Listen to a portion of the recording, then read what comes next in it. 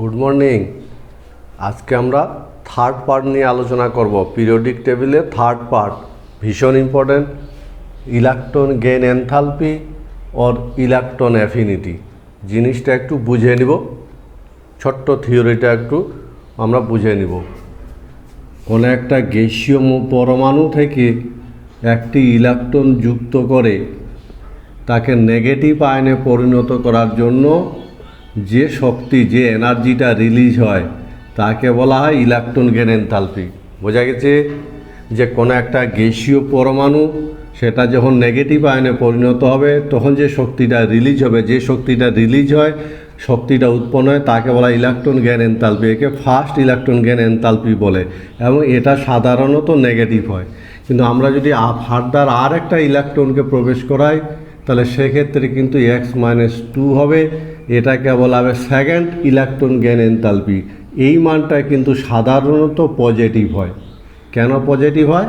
কারণ একটা electron already আগে ঢুকে গেছে, বলে দ্বিতীয় ইলেকট্রন প্রবেশ করাতে গেলে ইলেকট্রন রিপালসন হয়। ইলেকট্রন মনে রাখবে, ইলেকট্রন রিপালসন, ইলেকট্রন বিকর্ষণের জন্য সেকেন্ড ইলেকট্রন আসক্তি মানটা সবসময় পজিটিভ হয়। মনে রাখবে পর্যায় সারণীতে যেমন beryllium, boron, carbon, nitrogen, oxygen, fluorine, ঠিক আছে? পর্যায় সারণীতে ফ্লোরিন এভাবে এরা আছে।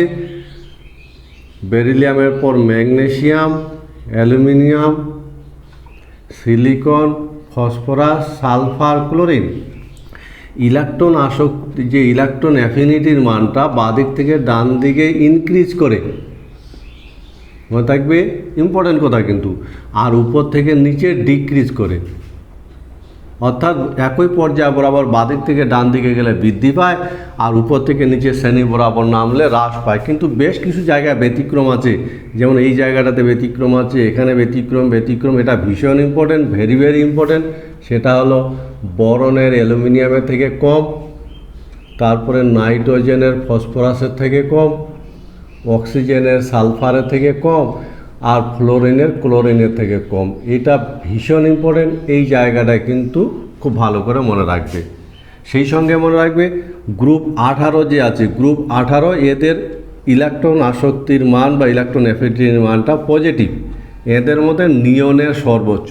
ফলে আমি এখানে লিখে রেখেছি যে ছোট্ট কথাটা, সেটা এখানে একটু আমরা ধারণা তৈরি করার চেষ্টা করলাম। ঠিক আছে? তাহলে কোনো একটা পরমাণুকে মূলত নেগেটিভ আয়নে পরিণত করার জন্য যে শক্তিটা দরকার তাকে বলা হয় ইলেকট্রন গেইন এনথালপি, সংক্ষেপে ইএ বলা হয়। এবং এর সংজ্ঞাটা সেটা কিন্তু অ্যাবসোলুট জিরো, অর্থাৎ 0 কেলভিনে এই সংজ্ঞাটা আমরা বলে থাকি। বলে এই যে জিনিসটাকে আমি এখানে সামারি করে ইলেকট্রন গেইন এনথালপি যেইটুকু জায়গা দরকার সেইটুকু এখানে লিখে রেখেছি। এইটুকু জায়গা মনে রাখতে পারলেই আমরা ইলেকট্রন গেইন এনথালপির নিট বা জেই বা যে কোনো কম্পিটিটিভ পরীক্ষায় সমস্ত প্রশ্নের উত্তর প্রায় করা যায়। আমরা দেখব বিভিন্ন ইয়ারে বিভিন্ন পরীক্ষায় যে ইলেকট্রন গেইন এনথালপি সংক্রান্ত কোশ্চেনগুলো এসছে, সেই কোশ্চেনগুলো প্যাটার্ন কীরকম হয়। Which of the following element has the highest value of its electron gain enthalpy? বলো তো, কোশ্চেনটা দেখতে পাচ্ছ যে এই যে 4টা এলিমেন্ট আছে, এই 4টা এলিমেন্টের মধ্যে কোনটার হাইয়েস্ট ইলেকট্রন গেইন এনথালপি? এই 4টার মধ্যে কার ইলেকট্রন অ্যাফিনিটি সর্বোচ্চ হয় বলো তো? আন্দাজ করতে পারবে? ভিডিওটাকে পজ করো আর উত্তরটাকে সিলেক্ট করো তো। এদের মধ্যে কোনটার ইলেকট্রন গেইন এনথালপি ফার্স্ট হবে? করেছো? ঠিক আছে, আমরা দেখব অ্যান্সার কোনটা হওয়া উচিত। পর্যায় সারণীতে এরা অক্সিজেন, সালফার, সেলেনিয়াম, টেলুরিয়াম এভাবে এরা আছে। উপর থেকে নিচে কিন্তু ইলেকট্রন গেইন এনথালপি ডিক্রিজ করে, তাই তো? ডিক্রিজ করে না? ঠিক আছে, এখানে দেখতে পাচ্ছি ব্যতিক্রম আছে, অক্সিজেনের তুলনায় সালফারের বেশি, ফলে সালফার কিন্তু টপ হবে। ফলে এদের মধ্যে কোনটা হবে তাহলে? সালফার ইলেকট্রন গেইন এনথালপি সর্বোচ্চ হবে। Which of the following elements will have the highest electron affinity? এই যে 4টা এলিমেন্ট দেওয়া আছে, এদের মধ্যে কোনটার ইলেকট্রন অ্যাফিনিটি হাইয়েস্ট হবে বলো তো? ভিডিওটা পজ করে উত্তরটা সিলেক্ট করো। এই 4টার মধ্যে কোনটার electron gain enthalpy highest? Select করেছো? ঠিক আছে, আমরা উত্তরটা মিলিয়ে নেব। এই চারটার মধ্যে কোনটার ইলেকট্রন গেইন এনথালপি হাইস্ট হবে, এরা পর্যায় সারণীতে কীভাবে আছে আপেক্ষিক অবস্থানটা আমরা দেখে নিব। নাইট্রোজেন, ফ্লোরিন, নাইট্রোজেনের নিচে আছে ফসফরাস আর ফ্লোরিনের নিচে আছে ক্লোরিন। ইলেকট্রন গেইন এনথালপি বাদিক থেকে ডান দিকে ইনক্রিজ করে আর উপর থেকে নিচে ডিক্রিজ করে। ঠিক আছে,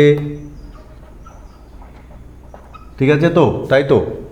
এবার আমরা জানি এখানে দেখো, তাহলে এদের মধ্যে টপ ফ্লোরিনের হওয়া উচিত, কিন্তু এইখানে দেখো ব্যতিক্রম আছে, ফ্লোরিনের তুলনায় ক্লোরিনের ইলেকট্রন গেইন এনথালপি বেশি, তাই তো। এটা ভীষণ ইম্পর্টেন্ট, ফলে ক্লোরিন কিন্তু টপে চলে যাবে, ফলে এদের মধ্যে ক্লোরিনের টপ হবে। কাজে এই চারটা মৌলের মধ্যে টপ হবে ক্লোরিনের electron gain enthalpy.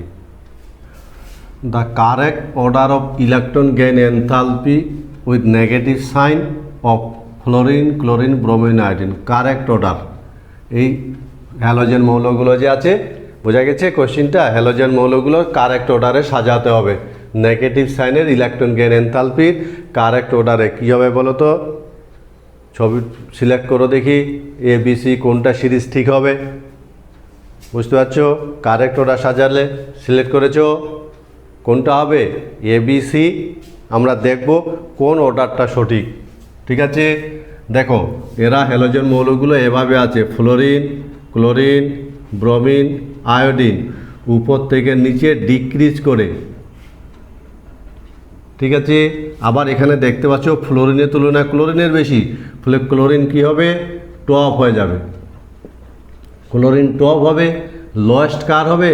Lowest iodine হবে, তাই কিনা বলো তো? বোঝা গেছে? তাহলে উপর থেকে নিচে ডিক্রিজ করে, এদের মধ্যে এটা ব্যতিক্রম আছে, এক্সেপশন আছে, ফলে ক্লোরিন কি করবে? টপ হবে, উপরে চলে যাবে, আর লোয়েস্ট হবে আয়োডিন। চলে আসো এখানে, দেখো এখানে ফ্লোরিন টপ আছে, বাদ যাবে। এখানে ব্রোমিন টপ আছে, বাদ যাবে। এখানে আয়োডিন টপ আছে, বাদ যাবে। তাহলে কোনটা হবে বলো তো? দেখো ক্লোরিন টপ আছে, আয়োডিন লোয়েস্ট আছে, ফলে অপশন হবে বি। ঠিক হয়েছিল? Very good. Among phosphorus, sulphur, chlorine, fluorine, the elements with most negative and least electron gain enthalpy. কোশ্চিনটা বোঝা গেছে যে এই যে ফসফরাস, সালফার, ক্লোরিন, ফ্লোরিন, এদের মধ্যে most negative electron gain enthalpy কোনটা আর লিস্ট ভ্যালু কোনটার? বোঝা গেছে কথাটা? এই জড়গুলো যে আছে এদের মধ্যে most negative and least electron gain enthalpy আমরা বের করব। আন্দাজ করতে পারছো? সিলেক্ট করো দেখি কোনটা হওয়া উচিত, কার ভ্যালু মোস্ট নেগেটিভ হওয়া উচিত এবং কোনটার লিস্ট ইলেকট্রন গেইন এনথালপি হওয়া উচিত। করেছো? উত্তরটা আমরা হিন্স দেখি।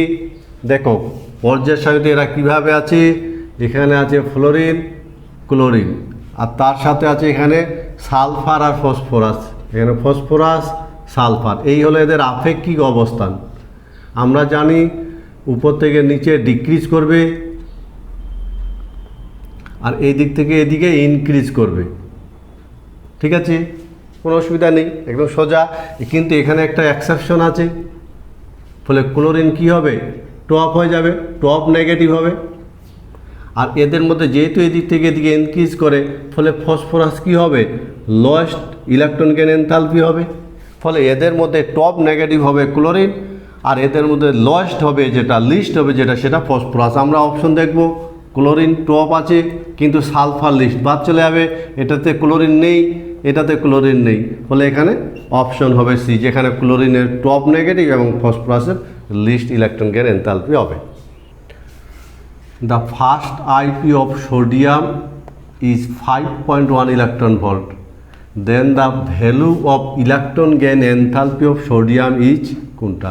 যদি সোডিয়ামের ফার্স্ট আইপি 5.1 ইলেকট্রন ভোল্ট হয়, তাহলে সোডিয়ামের ইলেকট্রন গেইন এনথালপি কত হবে বলো তো? ইলেকট্রন গেইন এনথালপি তো আয়নাইজেশন পটেনশিয়ালের সাথে ইলেকট্রন গেইন এনথালপি সম্পর্ক জানা আছে। কি হবে বলো তো? জানা আছে ইলেকট্রন গেইন এনথালপির সাথে আয়নাইজেশন পটেনশিয়ালের সম্পর্ক। দেখো এখানে লেখা আছে, কোন একটা মৌলের আয়নাইজেশন পটেনশিয়াল বা আয়নায়ন এনথালপির মানটা তার ইলেকট্রন গেইন এনথালপির সমান হবে, শুধু চিহ্নটা চেঞ্জ হবে। অর্থাৎ কোন মৌলের কী হয়, আয়নাইজেশন পটেনশিয়াল বা ইলেকট্রন গেইন এনথালপি এদের মান সমান, কিন্তু চিহ্নটা শুধু নেগেটিভ, ইলেকট্রন গেইন এনথালপি। বোঝা গেছে কথাটা? তাহলে সোডিয়ামের যদি ionisation potential plus 5.1 electron volt হয়, তাহলে ইলেকট্রন গেইন এনথালপি আন্দাজ করতেই পারছো। আন্দাজ করেছ? টিক মেরেছ? কত হবে বলো তো? কত হবে? -5.1। দেখো -5.1 electron volt. The correct order of electron gain enthalpy, correct order বলেছে, এই যে 4টা এলিমেন্ট দিয়েছে, কোশ্চেনটা দেখছো, অক্সিজেন, সালফার, ফ্লোরিন, ক্লোরিন, এদের কারেক্ট অর্ডার ইলেকট্রন গেইন এনথালপির কারেক্ট অর্ডারে সাজাতে হবে। সাজাতো সোজা কোশ্চেন তো, আর এর মধ্যে দেখতে পাচ্ছেন সব সাজানো আছে। এইটুক থিওরি মনে রাখতে পারলে আমরা সব উত্তর করতে পারবো। বলো উত্তরটা সিলেক্ট করো, কারেক্ট অর্ডার এদের কি হবে? করেছো? আমরা দেখি ট্রিক্সটা কীভাবে আমরা করতে পারি। পর্যায় সারণীতে এরা কীভাবে আছে, অক্সিজেন, সালফার, ফ্লোরিন, ক্লোরিন, এই হলো এদের আপেক্ষিক অবস্থান। ঠিক আছে, এবার আমরা জানি, দেখতে পাচ্ছি এখানে ক্লোরিনের বেশি ফ্লোরিনের তুলনায়, আর এই দিক থেকে এদিকে কী করে, ইনক্রিজ করে। তাহলে ইনক্রিজ করে, আবার ফ্লোরিনের তুলনায় ক্লোরিনের বেশি, ক্লোরিন কী হবে, টপে চলে যাবে, ফলে এদের মধ্যে ক্লোরিন হবে টপ। ঠিক আছে, বোঝা গেছে নিশ্চয়ই? এদের মধ্যে লোয়েস্ট কার হবে বলো তো? এরও ব্যতিক্রম আছে, অক্সিজেনের তুলনায় সালফার টপ হবে, তাহলে লোয়েস্ট কার হবে, অক্সিজেন। বোঝা গেল? তাহলে এই 4 জনের মধ্যে টপ হবে ক্লোরিন আর লোয়েস্ট হবে অক্সিজেন। আমরা চলে আসবো সিরিজে। টপ দেখো, এখানে ক্লোরিন নেই, এখানে ক্লোরিন নেই, বাদ চলে গেল। এবার থাকলো বি আর সি, টপ ক্লোরিন আছে কিন্তু লোয়েস্ট অক্সিজেন হবে, বাঁ দিকে চলে আসো, দেখো এখানে লোয়েস্ট ফ্লোরিন আছে, ফলে সি অপশন বাদ চলে গেল, পরে থাকলো বি, ফলে সঠিক সিরিজ হবে B. The element with positive electron gain enthalpy is, এই যে হ্যালোজেন, সোডিয়াম, অক্সিজেন, নিয়ন, এদের মধ্যে বলো তো কার পজিটিভ ইলেকট্রন গেইন এনথালপি? ধারণা আছে কোনো? পর্যায় সারণীতে কোন মৌলগুলোর ইলেকট্রন গেইন এনথালপি পজিটিভ হয়? আমরা যদি ছোট্ট ছকটা দেখে নিই, দেখো এখানে গ্রুপ 18 বলা আছে, group 18 electron gain enthalpy positive হয় এবং এদের মধ্যে টপ নিয়নের হয়। বোঝা গেছে? তাহলে মনে রাখবে গ্রুপ 18 যে মৌলগুলো আছে, হিলিয়াম, নিয়ন, আর্গন, ক্রিপ্টন, জেনন, এদের ইলেকট্রন গেইন এনথালপি পজিটিভ হয়। আবার এখানে দেখো বেরিলিয়াম, ম্যাগনেসিয়াম, নাইট্রোজেন, এর মধ্যে থাকা 3টা মৌল ইলেকট্রন গেইন এনথালপি পজিটিভ হয়। আমরা এই কথাটাকে নিয়ে এখানে চলে আসবো। বলো দেখি এবার তো জলের মতন সোজা হয়ে গেল, তাই তো? যে এদের মধ্যে ইলেকট্রন গেইন এনথালপি কার ধনাত্মক পজিটিভ হবে? আমরা এখানে দেখলাম গ্রুপ 18 মৌল আর বেরিলিয়াম, ম্যাগনেসিয়াম, নাইট্রোজেন, এদের ইলেকট্রন গেইন এনথালপি যদি পজিটিভ হয়, তাহলে অপশনটা তো আর অপেক্ষা রাখে না, তাই তো? অপশন চয়েস করেছো, কি হবে বলো তো? হ্যালোজেনগুলোর নেগেটিভ হবে না, সোডিয়াম হওয়ার সম্ভাবনা নেই, অক্সিজেন হওয়ার সম্ভাবনা নেই, গ্রুপ 18 মৌল নিয়ন, এর ইলেকট্রন গেইন এনথালপি ধনাত্মক হবে, তাই তো? এটাই চয়েস করেছিলে তো? Very good. Which of the following has the highest electron gain enthalpy? এই যে 4টা আছে, এদের মধ্যে কোনটা বলো তো? একটা অন্য টাইপের কোশ্চিন, নতুনত্ব আছে কোশ্চিনটার মধ্যে, দেখতে পাচ্ছ নেগেটিভ আয়ন দিয়েছে, অক্সিজেন দিয়েছে, বলো তো এদের মধ্যে কোনটার ইলেকট্রন অ্যাফিনিটি হায়েস্ট হবে? বলো কোনটার ইলেকট্রন অ্যাফিনিটি হায়েস্ট হবে? আন্দাজ কোনো সিলেক্ট করেছো? যুক্তি, লজিক্যালি বলো তো কোনটার হওয়া উচিত? ঠিক আছে, আমরা উত্তরটাকে একটু কনসিডার করার চেষ্টা করি, কোনটা অপশন হওয়া উচিত। এরা পর্যায়ের সাথে এভাবে আছে, সোডিয়াম, তারপরে অক্সিজেন, ফ্লোরিন, এই দিক থেকে এদিকে ইনক্রিজ করে, তাই তো? কিন্তু এখানে অক্সিজেন মাইনাস আছে, fluorine negative, oxygen negative, fluorine negative, এদের যে ইলেকট্রন কী হবে, ইলেকট্রন কিন্তু এদের রিপালশন হবে। বোঝা গেছে?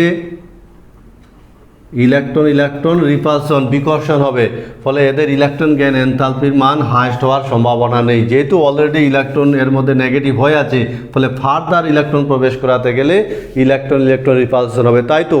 ফলে এই দুটোর ইলেকট্রন গেইন এনথালপি হায়েস্ট হওয়ার কোনো সম্ভাবনা নেই, ফলে এরা কিন্তু বাদ চলে যাবে। এবার দেখতে পাচ্ছি বাঁ দিক থেকে ডান দিকে গেলে ইলেকট্রন গেইন এনথালপির মান বৃদ্ধি পায়, ফলে এদের মধ্যে টপ হবে অক্সিজেনের। সুতরাং সঠিক অপশন হবে সি। হয়েছিল তো সি। আয়নাইজেশন এনথালপি এবং electron gain enthalpy, ionisation enthalpy আর ইলেকট্রন গেইন এনথালপি ডিফাইন করা হয় বলো তো কোন কন্ডিশনে ডিফাইন করা হয়? আয়নাইজেশন পটেনশিয়াল আর ইলেকট্রন গেইন এনথালপির ডেফিনেশনটাতে নিচের কোনটা উল্লেখ করা হয়? আন্দাজ আছে? এটা একটা থিওরিটিক্যাল কোশ্চিন, মনে রাখবে।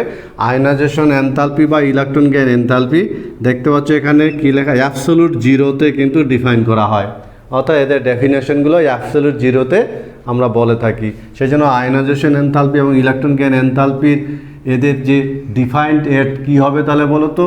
এনথালপি হবে না নিশ্চয়ই, স্পন্টানিটি হবে না, ইকুইলিব্রিয়াম হবে না, অ্যাবসোলুট জিরো। ফলে আয়নাইজেশন এনথালপি এবং ইলেকট্রন গেইন এনথালপির সঠিক অপশনটা কী হবে? Absolute zero. এটা একটা থিওরিটিক্যাল কোশ্চিন, ঠিক আছে। অক্সিজেনের first electron gain enthalpy negative, ঠিক আছে, কিন্তু second electron gain enthalpy positive. কোশ্চেনটা বুঝতে পেরেছ? এই যে সমীকরণ দুটো থেকে দেখতে পাচ্ছি, ইকুয়েশন দুটো থেকে, অক্সিজেনের first electron gain enthalpy negative কিন্তু second electron gain enthalpy positive. বলেছে it is due to the fact that, কেন বলো তো? এটা এই চারটা কারণের মধ্যে কোনটা কারণের মধ্যে সেকেন্ড ইলেকট্রন গেইন এনথালপিটা পজিটিভ হয় বলতে পারবে? বলো দেখি কোনটা অপশন হবে? ইলেকট্রনের ফার্স্ট, অক্সিজেনের first electron gain enthalpy negative কিন্তু second electron gain enthalpy positive. It is due to the fact that, এই চারটা কারণের মধ্যে কোন কারণটা অ্যাপ্রোপ্রিয়েট বলো তো? উত্তর তৈরি করেছো? চলে আসি আমরা। দেখো আমরা আমাদের এখানে দেখো লেখা আছে সেকেন্ড থার্ড, দেখতে পাচ্ছ সেকেন্ড থার্ড এদের ইলেকট্রন গেইন এনথালপিটা পজিটিভ হবে, কারণ ইলেকট্রন রিপালশন। ফলে যে কোনো মোলে second third fourth electron gain enthalpy সবসময় পজিটিভ হবে, কারণ ইলেকট্রন গেইন এনথালপি। তাহলে এর মধ্যে দেখো চারটা অপশনের মধ্যে প্রথম অপশনটা হওয়ার সম্ভাবনা নেই, দ্বিতীয়টা লার্জ সাইজ অফ আয়ন হওয়ার সম্ভাবনা নেই, 4 নম্বর স্মলার সাইজ না, সি নম্বর ইলেকট্রন রিপালশন। ঠিক আছে, কারেক্ট হয়েছিল তো? আজকের ক্লাসটা আমরা এখানে শেষ করছি। আমরা আজকে মূলত পর্যায় সারণীর ইলেকট্রন গেইন এনথালপি তথা ইলেকট্রন অ্যাফিনিটি নিয়ে আলোচনা করলাম।